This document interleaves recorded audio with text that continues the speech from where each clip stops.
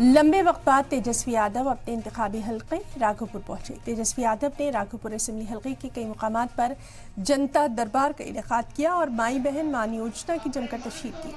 तेजस्वी यादव ने राघोपुर के मोहनपुर, मलिकपुर सहित कई मुकामात पर मेंबरशिप मुहिम चलाई। इस बीच दो खवातीन ने पेंशन न मिलने की शिकायत की और एक लड़की ने नौकरी देने की मांग की, जिस पर तेजस्वी यादव ने अपने खास अंदाज में कहा, सीएम बनवाइएगा तब होगा सबका काम।